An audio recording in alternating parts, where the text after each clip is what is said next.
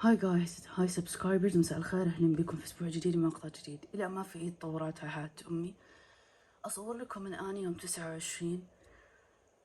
اقول لكم كل عام وانتم بخير مقدما، رمضان كريم ينعاد علينا وعليكم باذن الله بالخير والبركة، والله يجعلنا من صوام وقوام ويتقبل منا صالح الاعمال. حبيت اصور هذه الرواية لانه انتم عارفين تماما ان القراءة ملاذ ومهرب لنا من كل مصاعب الحياة، وبما اني كثير طحت في روايات وكتب ما عجبتني الفترة اللي راحت، حسيت هذه عوض.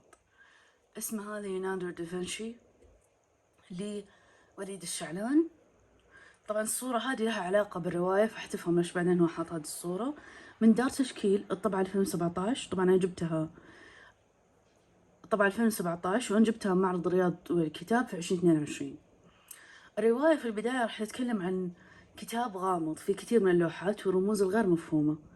حاول عالم زمان إنه يكتشفها ويفهم إيش الرموز هذه وما وصل لشيء. عندنا وليد ونائل وريف، هم راح يكتشفوا سر هذه اللوحة، وعلى الجهة المقابلة في لورد بريطاني قاعد يحاول يكتشف السر. يا ترى من حيكتشف السر؟ وإيش سر اللوحة الغامضة هذه؟ وإيش سر هذا الكتاب الغامض؟ إيش راح يصير مع ريف ونائل؟ هل حيتزوجوا أو لا؟ كل هذه التفاصيل راح تعرفوها. طبعا رواية جدا شيقة، جدا غنية بالمعلومات، وللمهتمين بعالم التشفير وأمن المعلومات حيستمتعوا برواية جدا، لأنه مؤلف الكتاب أصلا متخصص في هذا المجال، فكاتبه بطريقة عذبة سلسة في كثير من المعلومات اللي يهتم بالموضوع. أسلوبه جدا بسيط، جدا عذب، لغة عربية بسيطة وسهلة الفهم مع القليل من العامية.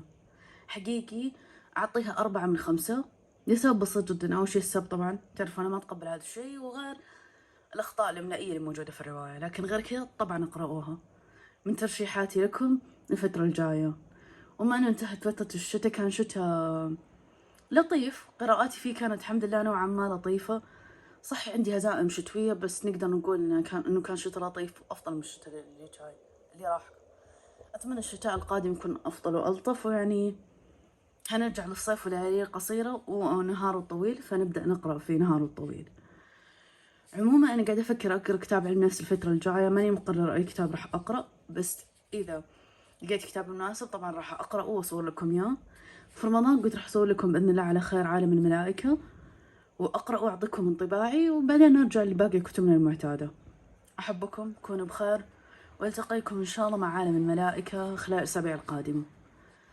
أراكم تعليقاتكم تهمني. شكرا للمتابعة. See you guys.